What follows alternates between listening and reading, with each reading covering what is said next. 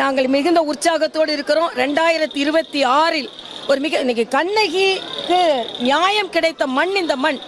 எவ்வளவோ பெண்கள் இன்னைக்கு பெண்கள் எல்லாரும் பாலியல் பலாத்காரத்தில் ஈடுபட்டு துன்பப்பட்டு இன்னைக்கு ஒரே யார் அந்த சார்னு இன்னும் கேள்விக்கு பதில் கிடைக்காம இருந்து கொண்டு இருக்கிறது. அதனால இந்த மண் நியாயத்தை கொடுக்கும் மண். அதனால் நிச்சயமாக தமிழக மக்களுக்கு நியாயம் கிடைக்கும். அதனால் நாங்கள் மரியாதைக்குரிய பாரத பிரதமரை பாருங்க, மக்கள் தொகை கணக்கெடுப்பு அதை அவர் அறிவித்திருக்கிறார். சாதிவாரி கணக்கெடுப்புன்னு வேணுனே சொல்லிக்கிட்டே இருந்தீங்க. நீங்க 2011 சாதிவாரி கணக்கெடுப்பு நடந்தது வெளியே சொல்லல.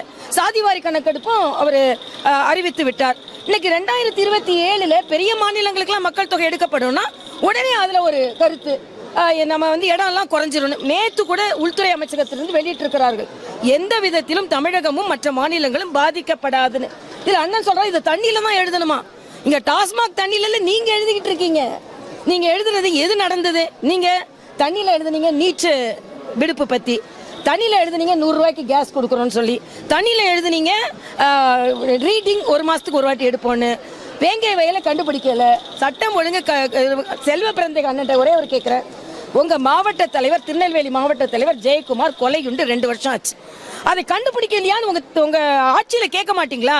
அடிமை ஆட்சி, அடிமை கூட்டணி, அடிமை கூட்டணி. நீங்க தான் அடிமை கூட்டணி, எதுவுமே கேட்க மாட்டேன்றீங்க. ஒரு போஸ்டர் கூட துணை முதலமைச்சர் அண்ணன் செல்வ பிறந்தையால் ஒட்ட முடியல.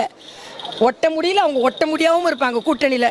அவங்க கூட்டணியில ஒட்ட முடியாம இருந்துட்டு நாங்க ஒட்டாத கூட்டணினா நாங்க ஒட்டும் கூட்டணி, ஓட்டுக்கான கூட்டணி, மக்கள் நாட்டுக்கான கூட்டணி தெரிஞ்சுக்கிறோம்.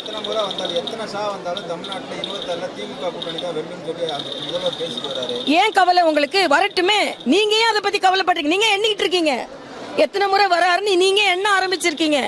நீங்க என்ன ஆரம்பிச்சாலே நீங்க கவலைப்படுகிறீர்கள். அதை பத்தி கவலையே படலன்னு அமித்ஷா எத்தனை வாட்டி வேணும்னா, ஏற்கனவே ஒரு ஷாவால தான் கே ஷாவால தான் உங்க ஆட்சி கலைக்கப்பட்டது. இன்னைக்கு இன்னொரு ஷாவால உங்களோட ஆட்சி கலகலப்பாகி இருக்கிறது, கவலை அளிக்கக்கூடியதாக இருக்கிறது, வெள்ளத்து போயிருக்கிறது. அதனால எங்களுக்கு ஒரே வாரத்துல அதே மதுரையில இது ஜனநாயக நாடுங்க. எங்களுக்கு ஒரு பதற்றமும் இல்லை. இதே தமிழ்நாடு ஜனநாயக நாடு. எங்க வேணாலும் கூட்டம் நடத்துறது எல்லாருக்கும் உரிமை இருக்கு. உங்க பொதுக்குழுவை பின்னால நீங்க வரல, நாங்க இங்க நடத்துறோம்னு தெரிஞ்சுக்கிட்டு வேணா நீங்க பொதுக்குழு இங்க நடத்துறீங்கன்னு சொல்றதுக்கு எவ்வளவு நேரம் ஆகும்?